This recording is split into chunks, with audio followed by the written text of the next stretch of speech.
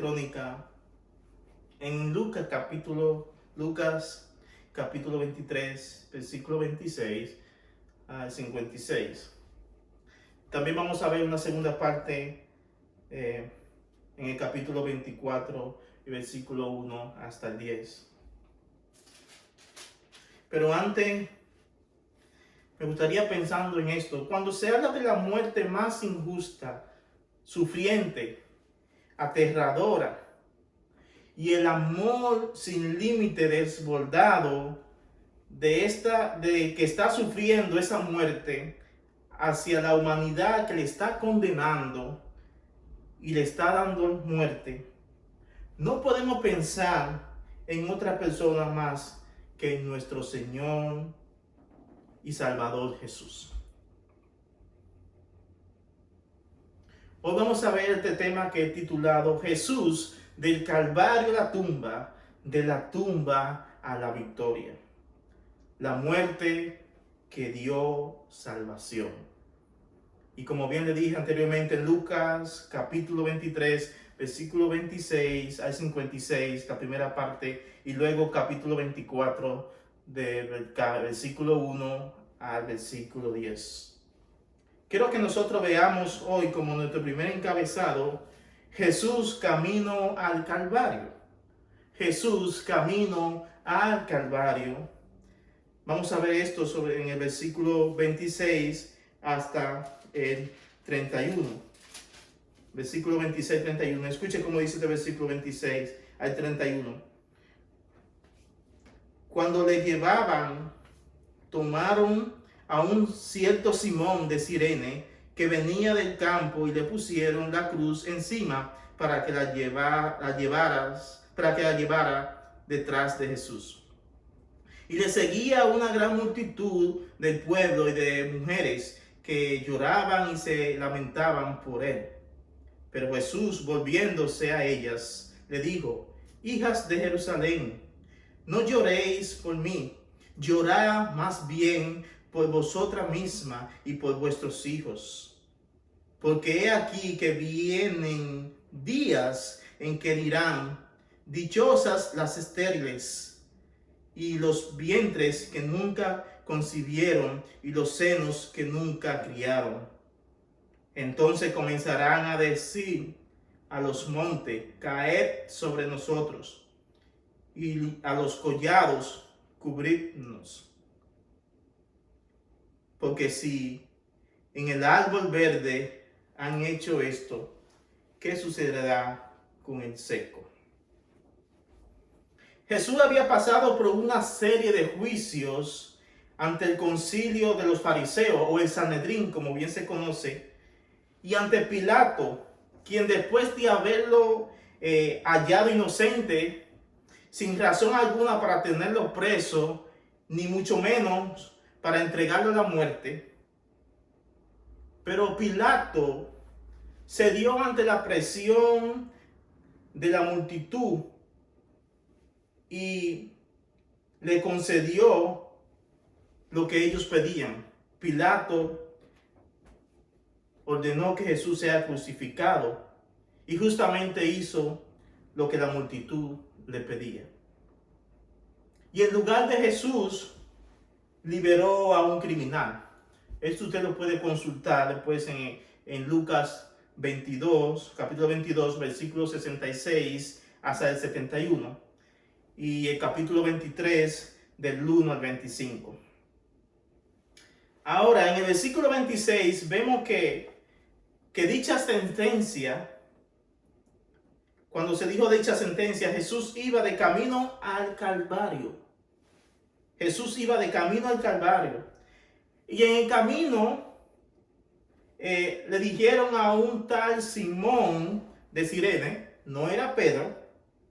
Este hombre probablemente era alguien de piel oscura y tal vez del continente africano.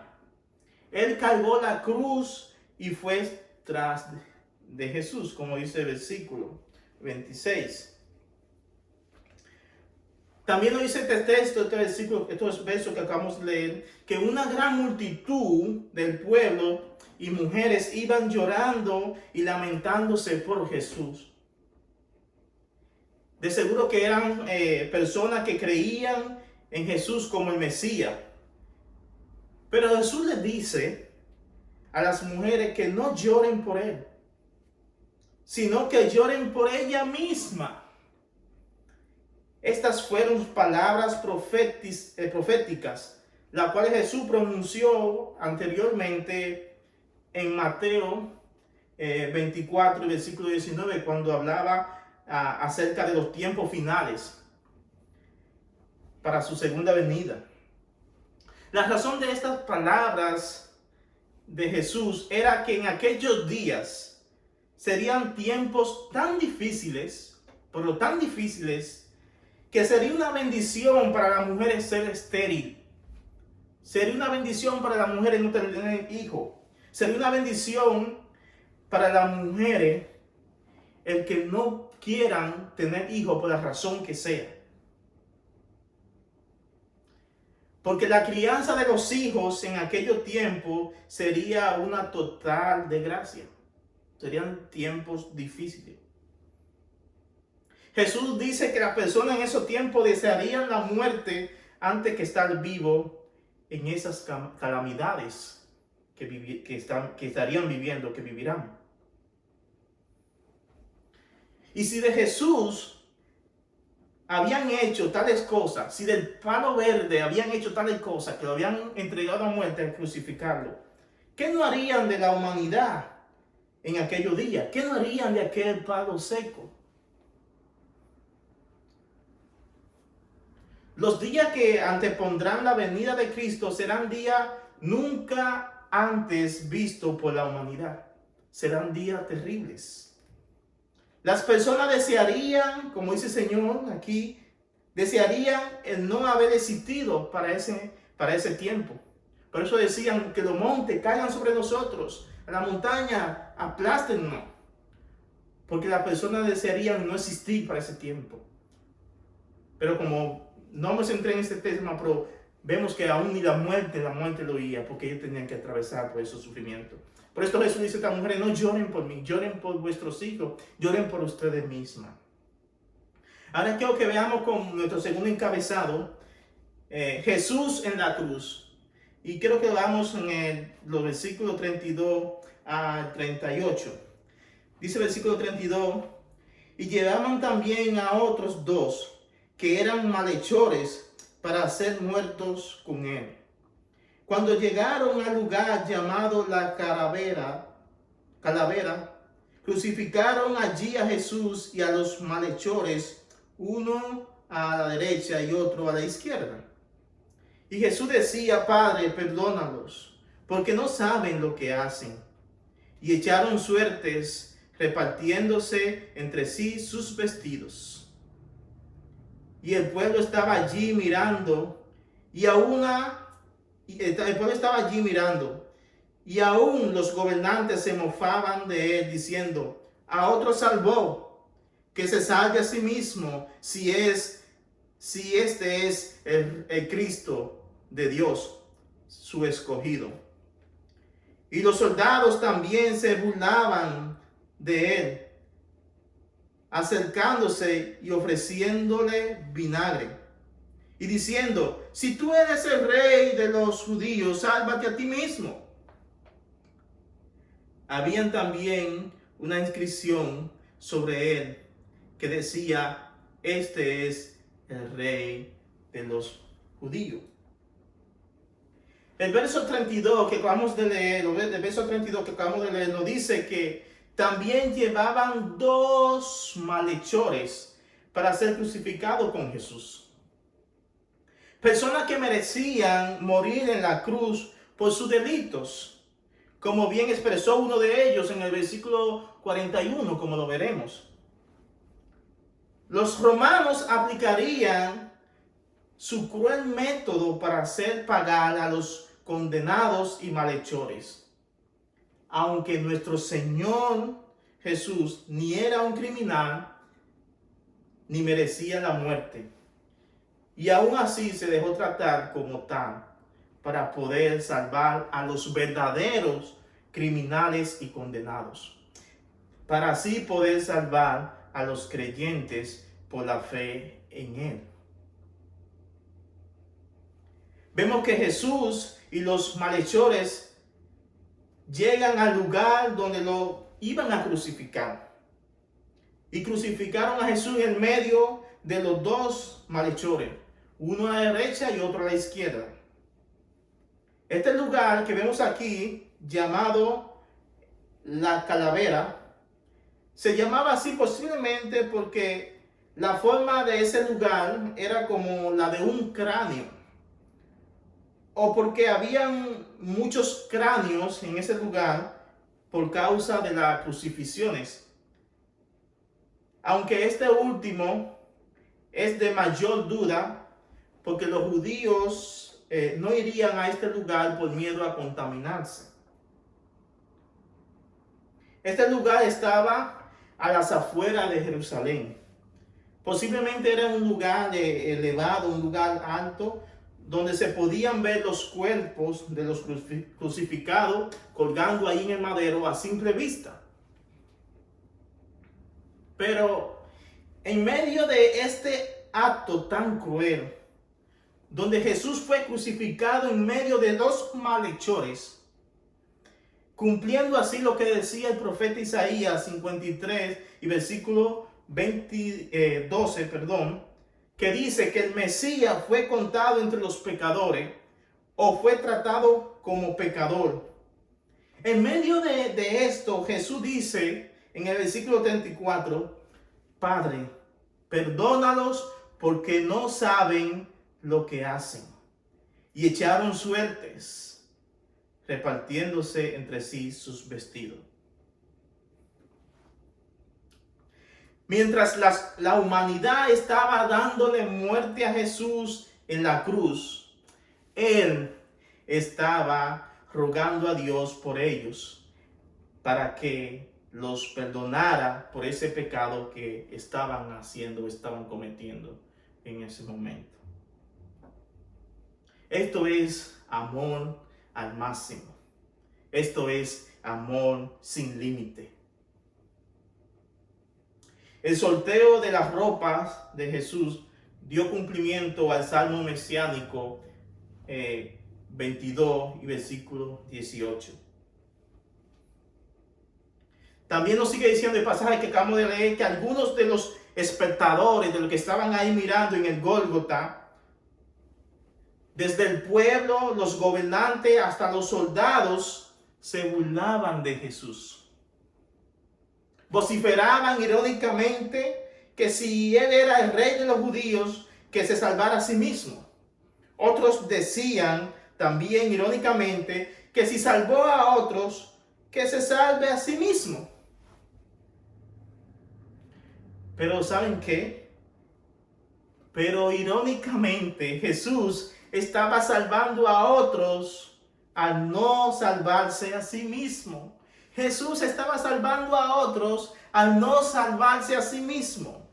Porque si Jesús se bajaba de esa cruz, estuviéramos en nuestros pecados y delitos aún. Si Él se hubiese bajado de esa cruz, nosotros estuviéramos aún en nuestros pecados y delitos. Estaríamos muertos espiritualmente y posteriormente lo estaríamos en la eternidad. Pero Jesús se quedó en el Calvario para así poder salvar a otros. Gracias, Señor, por quedarte en el madero, porque así nos salvaste. Gracias, Señor. Sí, como irónicamente ellos escribieron en el título de Jesús en la cruz, refiriéndose a Él como el Rey de los judíos, estaban afirmando lo que realmente Jesús era, el Rey. No únicamente el Rey de los judíos, sino el Rey del universo entero. Su Rey estaba dando la vida por ellos y ellos no lo veían. Su Rey estaba muriendo por ellos en la cruz y ellos no lo veían. Quiero que veamos ahora nuestro tercer encabezado. Jesús entre malhechores. Jesús en medio de malhechores. Versículo 39 y 43. Escuchen cómo dice el versículo 39 al 43. Y uno de los malhechores que estaban colgados allí, le lanzaban insultos, diciendo: ¿no eres tú el Cristo? Sálvate a ti mismo y a nosotros. Pero el otro le contestó reprendiéndole y dijo: ¿ni siquiera temes tú a Dios a pesar de que estás bajo la misma condena? Y nosotros, la verdad, justamente porque recibimos lo que merecemos por nuestros hechos. Pero este nada malo ha hecho. Y decía, Jesús, acuérdate de mí cuando vengas en tu reino. Entonces él le dijo: en verdad te digo, hoy estarás conmigo en el paraíso. No únicamente el pueblo y los gobernantes decían insulto a Jesús, sino también uno de los malhechores, entre los cuales estaba Jesús crucificado, también estaba diciendo insultos. Nosotros diríamos, un malhechor que nosotros diríamos que ante tal situación en la que se encontraba él, lo menos que podía hacer este malhechor era reconocer a Jesús como Mesías, como justo. Pero esto nos deja ver una gran verdad, que la ceguera espiritual por el pecado no le da chance a nadie a poder ver la verdad de Dios. La ceguera espiritual no da chance a las personas que puedan ver la verdad de Dios, aún hasta en sus últimos momentos o último momento de vida, a menos que Dios o el Espíritu Santo intervenga en esa persona, así como nosotros lo vemos aquí en el otro malhechor, que sí mostró un arrepentimiento y obtuvo el regalo de la salvación en su último momento. Dios tuvo que quitar esa ceguera espiritual para que este hombre pudiera ver a Jesús como el Mesías. Este hombre reconoció que ellos estaban ahí en la cruz por sus pecados, por sus fechorías. Pero Jesús era inocente. Por tanto, él rogó a Jesús que se acordara de él cuando regresara a establecer su reino. Esto nos da a entender que este malhechor reconoció que Jesús era el Mesías prometido. Jesús le garantizó en ese mismo momento a este hombre que ese mismo día estaría en los cielos con él. Esto es una muestra de que este hombre, este malhechor, se arrepintió y fue salvo. Creyó en Cristo en su último momento y fue salvo. Y es interesante que este malhechor que fue salvo no fue bautizado como obediencia a los mandamientos bíblicos, no tomó la Santa Cena, no hizo ministerio para Dios como muestra de su salvación, pero pasó a la eternidad con Dios por gracia. Pasó a la eternidad con Dios por la gracia de nuestro Señor Jesucristo. Otro aspecto que vemos aquí es a nuestro Señor, nuestro gran Salvador Jesús, salvándonos desde el Gólgota en la cruz. Él no bajó de la cruz para poder salvar a otros. Y este malhechor salvo es un ejemplo de eso. Aún ahí moribundo en la cruz, Cristo estaba salvando. Un hombre malhechor fue salvo ese día. Ahora quiero que veamos nuestro cuarto encabezado. Jesús consuma su muerte. los versículos 44 a 49. Dice, era ya como la hora sexta, cuando descendieron tinieblas sobre toda la tierra hasta la hora novena, al escrizarse el sol. El velo del templo se rasgó en dos, y Jesús clamó a gran voz, dijo, Padre, en tus manos encomiendo mi espíritu. Y habiendo dicho esto, expiró. Cuando el centurión vio lo que había sucedido, glorificaba a Dios, diciendo, ciertamente este hombre era inocente. Cuando toda la multitud que se había reunido para presenciar este espectáculo, al observar lo que había acontecido, se volvieron golpeándose el pecho. Pero todos sus conocidos y las mujeres que le habían acompañado desde Galilea estaban a cierta distancia viendo estas cosas. Como a mediodía, como vimos en estos versículos, como a mediodía, una gran oscuridad llenó la tierra. Al escrizarse el sol se escrizó. Y varios acontecimientos sucedieron. Y Jesús clamó a gran voz ese día, consumado es, como dice en Juan capítulo 19, versículo 30. Padre, en tu mano encomiendo mi espíritu. Y habiendo dicho esto, expiró. Entregó su vida, murió.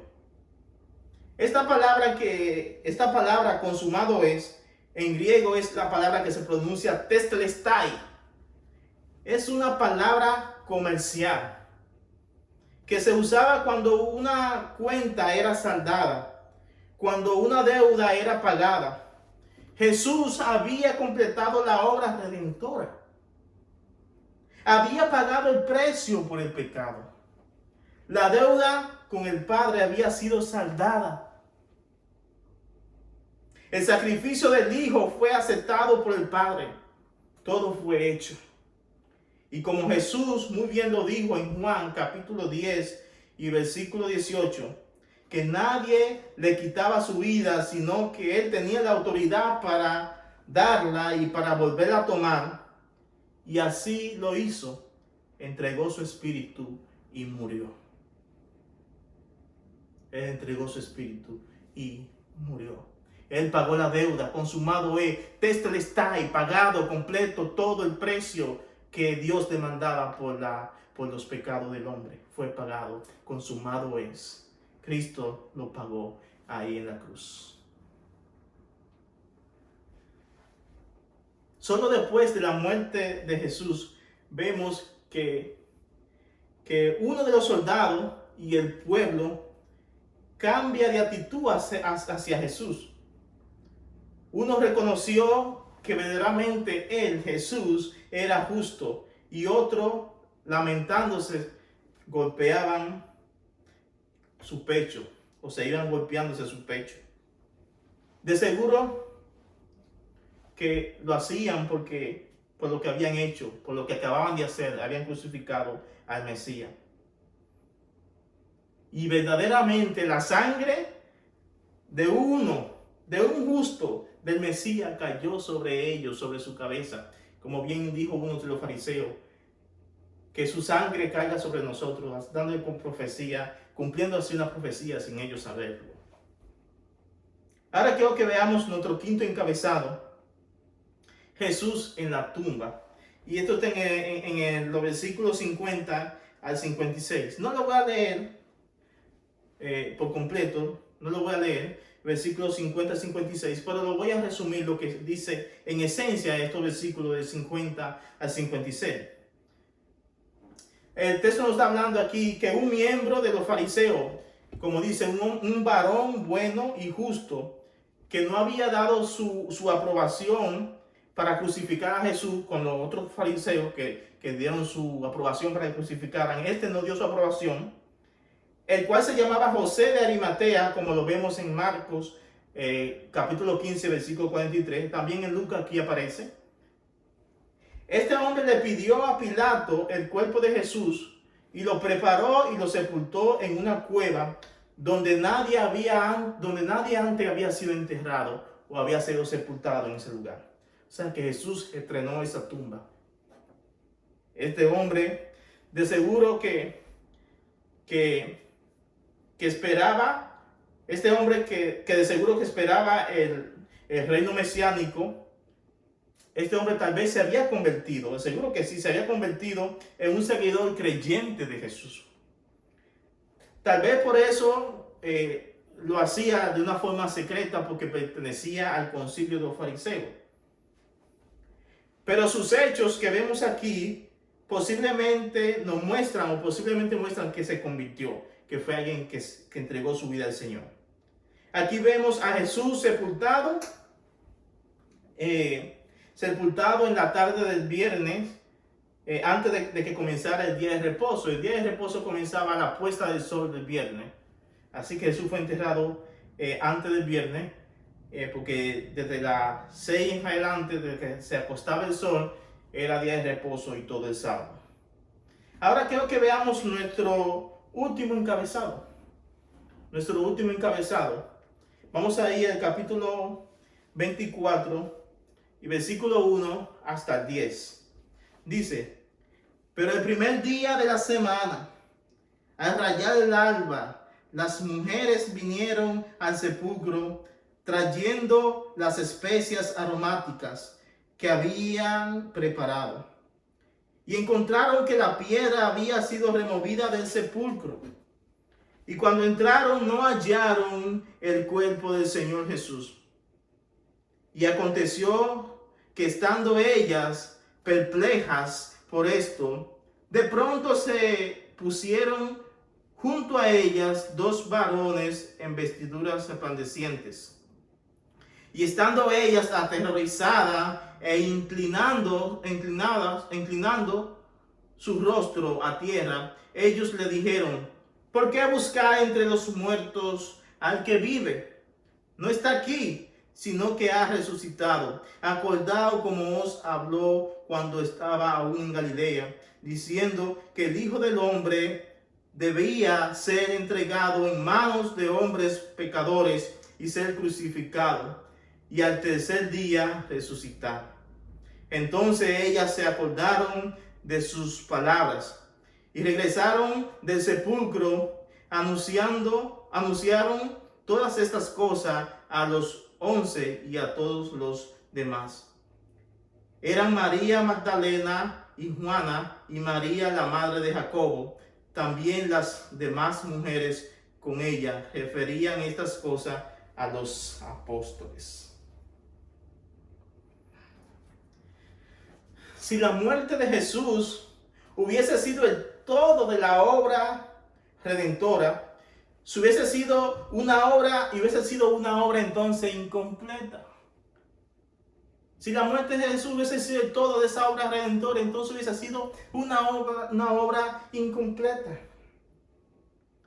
Porque como dijo el apóstol Pablo en 1 Corintios capítulo 15, versículos 13 y 14, que si Cristo no resucitó, tampoco nosotros. Y en vano sería nuestra predicación, en vano sería nuestra fe.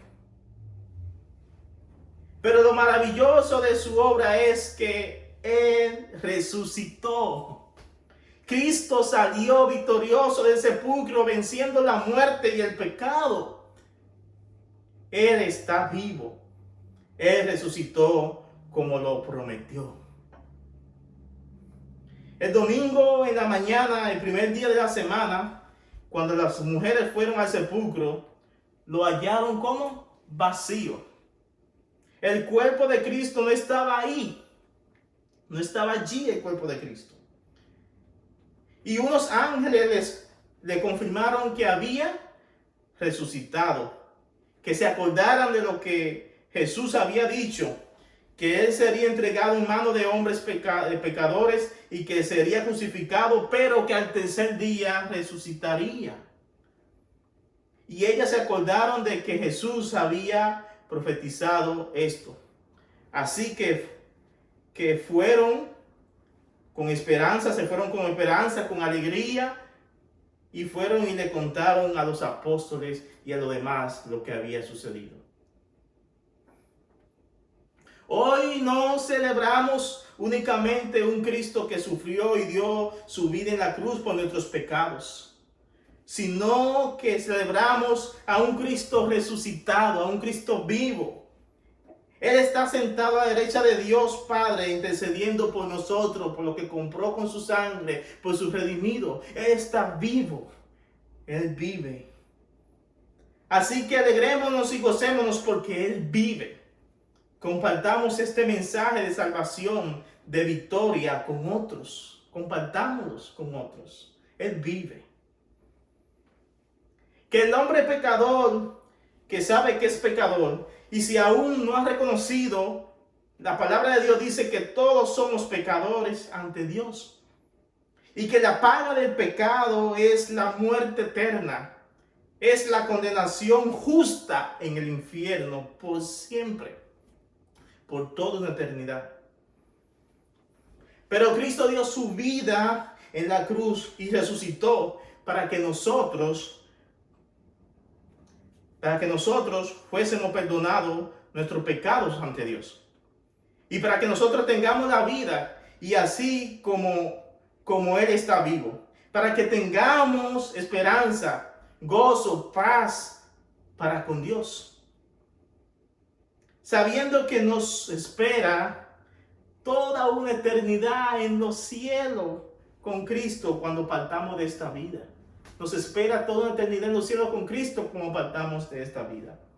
Proclamemos que lo único que el pecador necesita hacer es reconocer sus pecados y arrepentirse de ellos y recibir el perdón que Cristo otorgó en la cruz a aquellos que le reciben, a aquellos que creen en Él.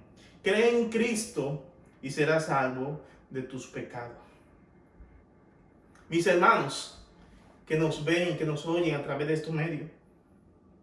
Mis hermanos, que nosotros podamos disfrutar cada día a un Cristo victorioso. Un Cristo que venció el pecado y la muerte y nos dio vida. Vida espiritual y vida eterna. Un Cristo que nos has hecho victorioso en Él. Porque estamos vivos así, estamos vivos espiritualmente como Él está vivo. Hoy celebramos que Cristo vive y nosotros también. Hemos sido perdonados y resucitados de nuestra muerte espiritual. Ahora vivimos para Dios. Él está vivo. Él se levantó de la tumba. Él está vivo. Así que vivamos esto, mis hermanos. Proclamémoslo. Y que muchos vengan arrepentidos ante el glorioso y salvador y victorioso Señor Jesucristo. Vamos a orar. Señor, te damos gracias porque tú atravesaste un calvario. Pero te levantaste de la tumba con poder. Y porque tú vives, nosotros vivimos. Y no celebramos a un Cristo muerto, celebramos a un Cristo vivo que está sentado a la diestra tuya, Señor Jesús. Un Cristo que está sentado a la diestra de Dios y que espera aquel día cuando estemos en su presencia. Muchas gracias, Señor, por tu palabra predicada. Que esto toque nuestros corazones, Señor. Y que toque la vida de muchas personas, así como de nuestros hermanos que están viendo esta grabación, Señor.